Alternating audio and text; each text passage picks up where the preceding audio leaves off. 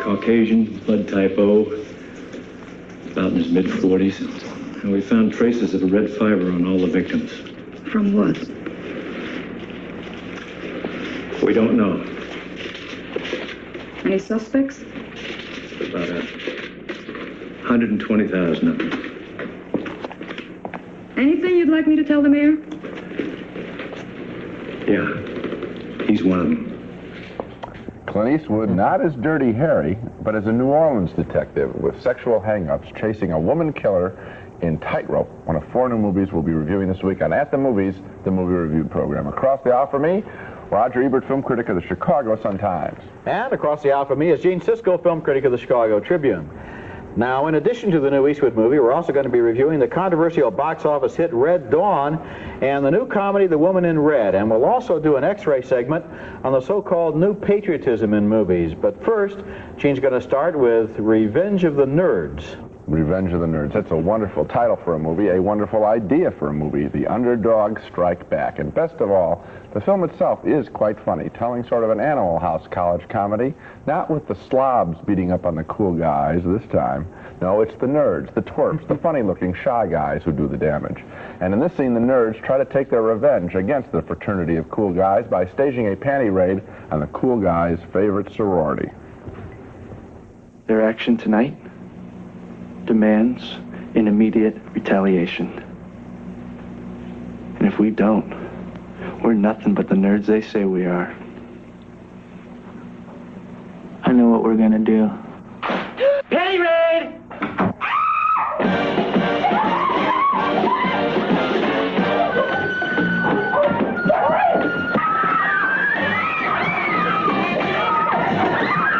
That nerd saw me naked!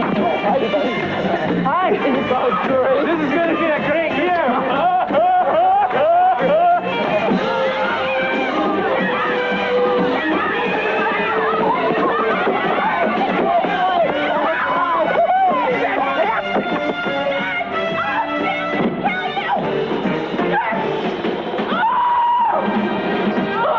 We love you when you're mad! I love that line, some nerd saw me naked. The worst thing that could possibly happen. That scene with the Mission Impossible music may make Revenge of the Nerds seem like just another college campus comedy, and there are those elements in the film. But what makes it special are the characterizations by Robert Carradine and Anthony Edwards as those 2 lead nerds we saw. They are actually sweet guys, their characters, gentle guys, and we root for them, for the meek, to inherit the cool guys' turf. So, for all of the standard gross-out hijinks that are in the picture, Revenge of the Nerds works, I think, best when it gently delivers the message that nerds are people, too. You know, that's funny. That's exactly what I thought about the movie, and I didn't know what your opinion was until I just heard you saying it. It is a sweet movie. It is a gentle movie, despite the fact that it also has the panty raid scene and the Animal House stuff and the gross guys and the belching contest and the Porky's ripoff and the shower scenes and all of those things that we've grown so tired of and so down on. At the same time, there's a human element underlying this film that makes it interesting, the story of these nerds. Yeah. And it's sweet. It's funny. The original title, I think, comes out of a magazine article about all these guys who were, you know, the science wizards in your class with 4 eyes, who now are running the Silicon Valley. You're telling me about the guys with 4 eyes, right? But, you know, the guys who are running all the Silicon Valley computer firms and making millions of dollars.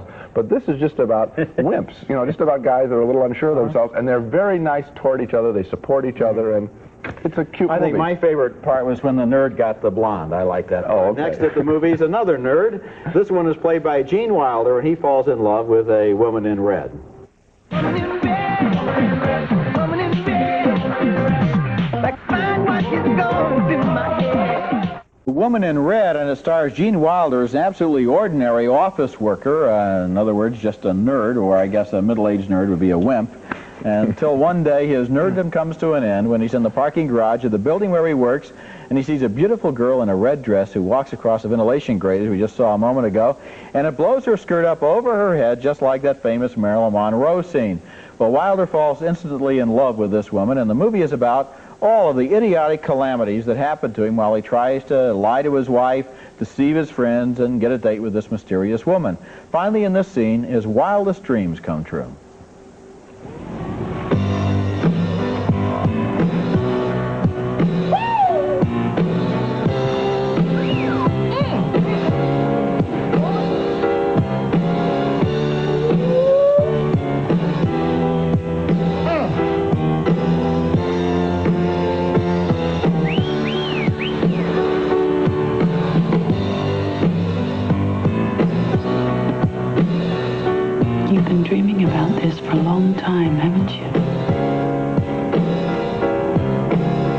isn't a dream anymore.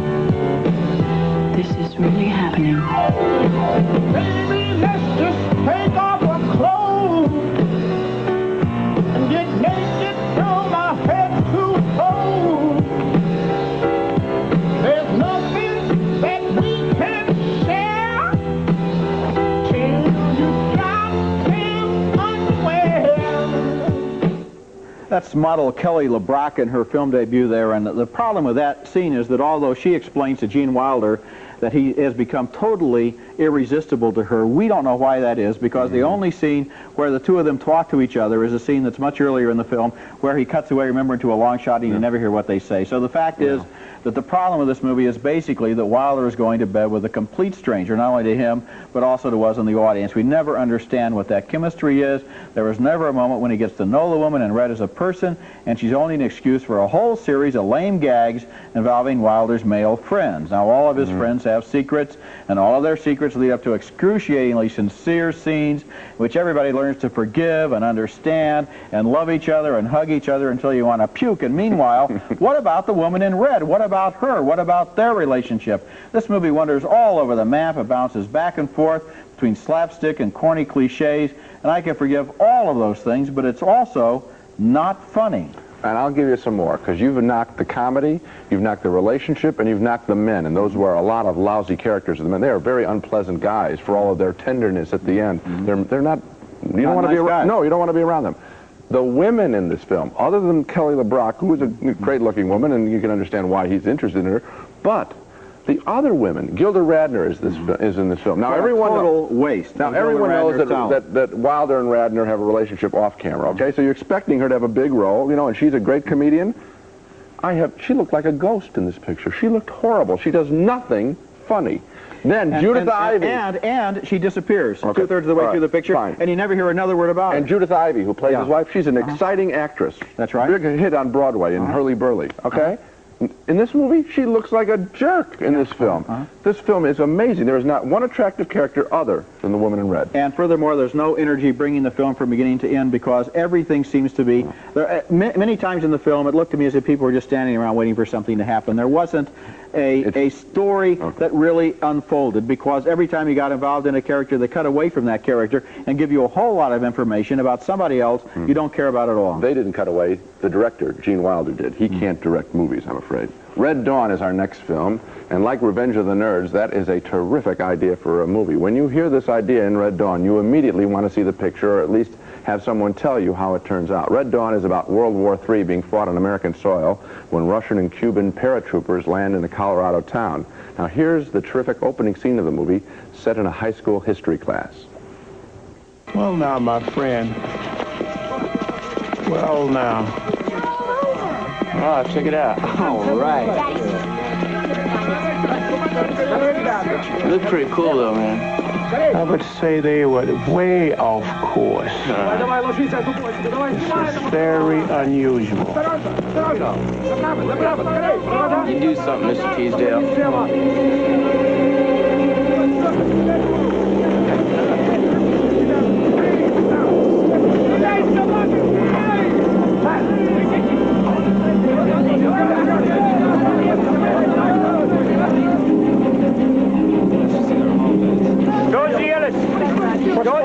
My friend,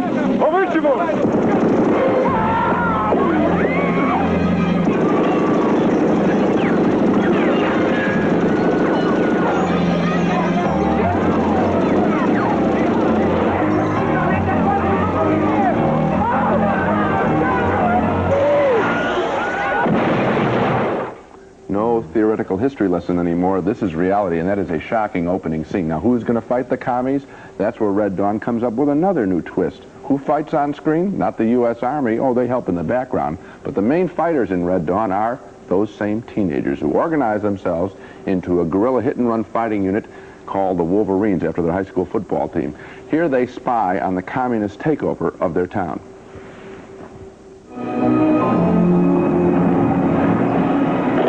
That's the mayor's car. They got Daryl's dad's car. Look at the size of that tank. Jesus.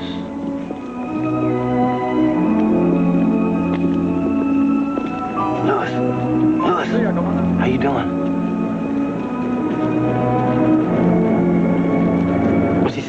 Hush. You don't understand. They know who all of you are. They're looking for you.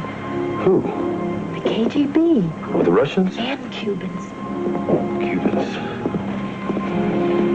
Look, have you seen my father? I called. There was no answer. I went by the station. It was empty. I'm going to tell you something I'm not supposed to talk about. Nobody is. But what? But they took a lot of people away. People that they thought were going to make trouble for them. People that had guns or things they wanted. They just took them away. Where? Re-education camps, that's what they call it. The drive-in. I heard they took a lot of people to... Jed, I pray for you. That's another good scene. Some nice restrained music there. Normally most music in movies is overblown. Not there. That's good. Red Dawn is terrific in setting up its premise. And it's also very clever movie marketing in this picture to have the teenagers doing the fighting. Teenagers being the most frequent moviegoers. We've had teenage gangster pictures, teenage musicals, teenage comedies. Now Red Dawn, the first teenage war film. The next teenage western is the next, I guess. But the film does not maintain its great beginning. It becomes involved in all sorts of macho training exercises and an investigation in the mind of a Cuban freedom fighter and whether right-wing totalitarianism is the same as left-wing totalitarianism. So as much as I enjoyed, say, the first hour of Red Dawn, the film just peters out at the end. A mixed review for me. A real negative review from me, Gene. I think this movie is corrupt from beginning to end, and one of the problems I have with it is that it makes a very definite political statement. In other words, people should have handguns. They shouldn't be registered. The commies will come in and get the handguns. And then what do the teenagers use? Machine guns and anti-tank missiles. Well, that's terrific. Maybe we should have those, too. There is a whole right-wing ideology in this picture that the picture itself doesn't deserve because it doesn't make its arguments with any kind of attention to logic. There is nothing in this movie. There is not a scene in this movie that doesn't have the gravest logical flaws in it, starting with the possibility that America would be invaded by paratroopers. I doubt it. I think if we're invaded at all, it'll probably be a nuclear war. Everybody will be dead, and that'll be that. Okay, but give the film at least the beginning of its premise. Okay, I'll give it its premise. I'll give it the premise. We're invaded. Okay. Then I'll give it the next idea. Teenagers are going to fight the Russians. How come these teenagers are so smart that the Russians and Cubans are constantly doing nothing more than standing there and being blown up? I believe it'd be more interesting to the teenagers had done things like steal their gasoline or let the air out of their tires. Let me tell you, instead of using anti-tank missiles against their compound. This movie, you and I both know that this movie is not about how teenagers would beat the Russians. It's a total fantasy pandering to teenagers. That's right. Yes. Like most movies that pander to teenagers, and most movies pander to anybody. Yeah. And this movie is saying, hey, kids, here's, forget your little, love everybody in the world. Someday the Russians are going to come here. Now, you may not believe that. I may not believe that. But this movie wants to play to that. And I think it is so fascinating about what it would be like if that I was fascinated for a while. It isn't what it would be like if, because I would like to see a movie in which realistic, convincing, plausible teenagers in this situation behave the way 15 and 16-year-old kids might behave. And you know what it would be, Roger? You know how they behave in this movie? They behave like John Wayne would behave. No, because your movie, the reality would mean a short subject. They'd be blown away. 15 minutes. Well, then maybe that might be a good movie, and we wouldn't have to sit through this one. Next at the movies, we're going to have, in a little bit, an X-ray section where we're going to talk about these new patriotic movies a little bit more in detail. But next, Clint Eastwood in his new movie plays the kind of cop that even Dirty Harry, I think, would despise. That's next. What else were you wondering? What it would be like to lick the sweat. The new thriller is named Tightrope, and it's another one of Eastwood's violent police movies, only half a year after Sudden Impact, his big hit about Dirty Harry's latest adventures. But the cop that Eastwood plays in Tightrope is a lot different from Harry Callahan. He's a homicide detective in New Orleans, a kinky cop who likes to spend his spare time tying up prostitutes and handcuffing them to the bed. Then the cop is assigned to a messy case. A mad slasher is killing hookers in the French Quarter, and Eastwood, as a cop, has to go back to some of the same places he's already been as a customer.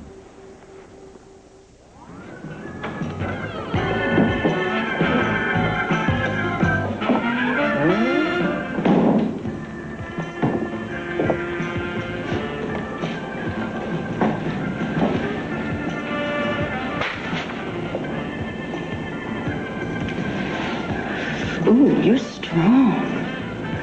Oh, I love being punished by a strong man.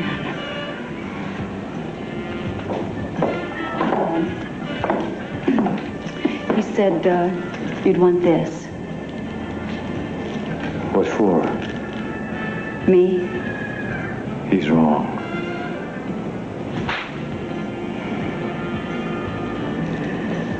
He said you were just like him. Who's he?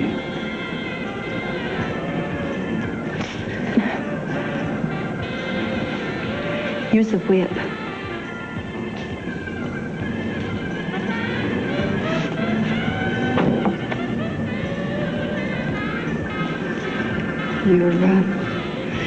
You're to wear this to pralines. I don't know who he is.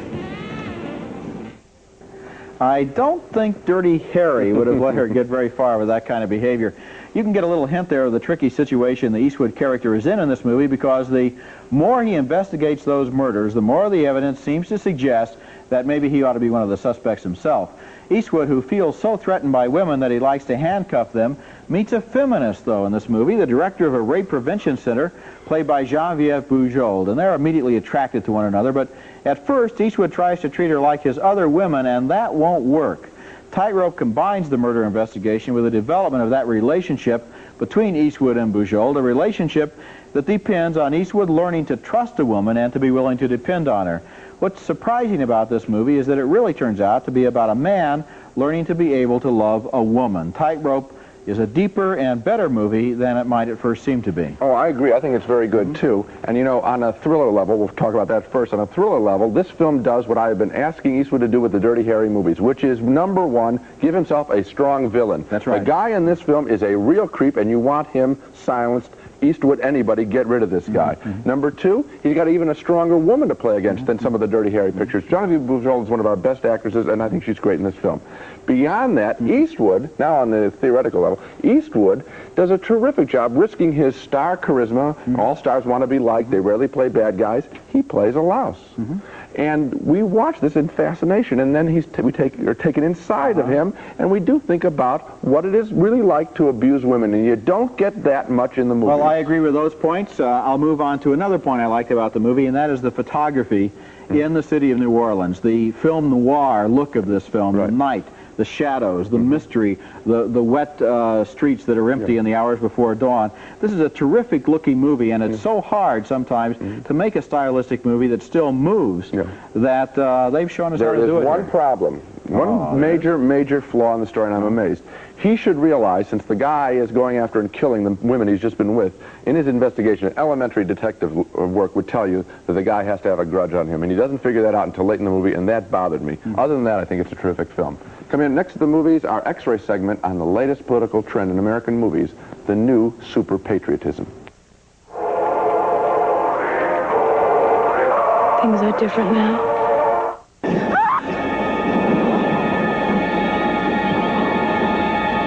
Our X-ray subject this week, Red Dawn and the new conservative super patriotism that's popping up in American movies. You know, years ago in the 1960s, with pictures like The Graduate and Easy Rider, Hollywood was wearing its politics on its sleeve, and those politics were decidedly left-wing and anti-establishment. Recently, however, the times have been a-changing, and we are seeing more and more films that support the establishment and embrace the military. Two films in the past 2 years fit this bill, and both were surprise smash hits. In First Blood, with Sylvester Stallone, a Vietnam veteran turned himself into a one-man assault team and presented a sad but heroic portrait of the American fighting man.